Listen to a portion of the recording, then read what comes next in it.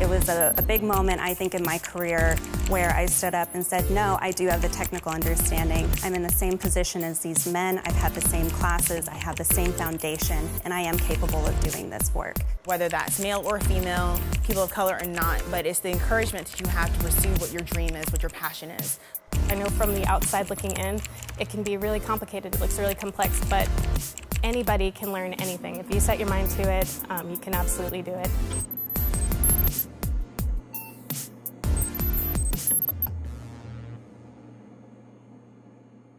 My path started, I guess, in high school in terms of technology. I was really set at becoming a writer or a journalist at first. And my best friend was very interested in aerospace engineering and biomedical engineering, so she dragged me to a career fair that NASA was hosting. And so that kind of put me on my technical path.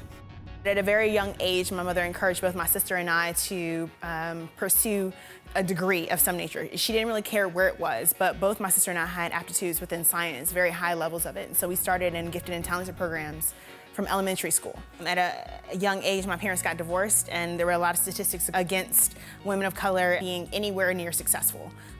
There was a point in time when my sister and I looked at each other and said we weren't going to be statistics. And so there was never an option beyond that for us to be anything but successful. As early as I can remember, I was toying around with a computer, I was playing on a video game console, and I definitely had curiosity right away. I really knew very early on that I wanted to be involved, I wanted to be a part of it. In my education in college, I actually ran into a few people, a couple of naysayers, if you will, who would tell you that, you know, you're not smart enough to do this, or you're not capable enough to do this. You realize that there aren't a lot of people who look like you who are in the fields that you may be interested in. Very few women, let alone women of color, that were a part of those things. But that just meant that we had to be the first. And we were never shying away from being dynamic and successful. So we just pursued it as much as possible. And that's how I kind of went on that path is if I'm going to be the first, I want to make sure that someone behind me gets to see that it can be done. As a woman in this industry, I've actually had a pleasant experience. I feel like the outlook is changing towards women. I've felt very encouraged, very supported by my male peers.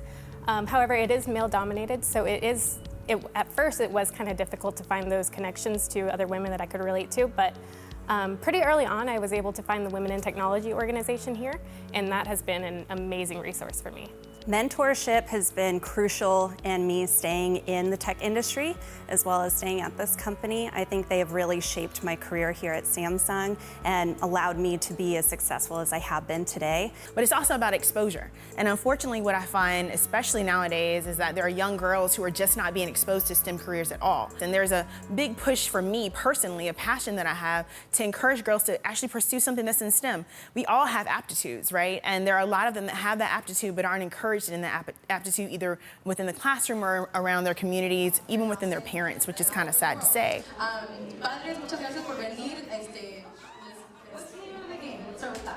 We are actually the first and only magazine made for and by young Latinas.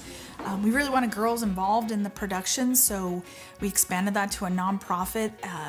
In that experience, we have clubs, camps, workshops, and conferences where girls learn everything that empowers them to innovate through media and technology. This year's Game Chica conference housed 75 girls. That was the most reach we ever had.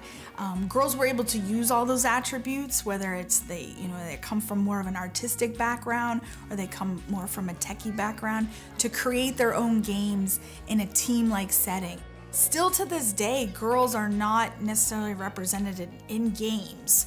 It's few and far between that you can name a girl character. Something else I'd like to see change is the conversation. We want girls to get into tech. We want girls to code. We want to see girls and kids of color explore STEM, as if they need to be invited into a club that they don't belong to already. I would like to re-script the story like, hey, it's already in your DNA, so let's just mine that.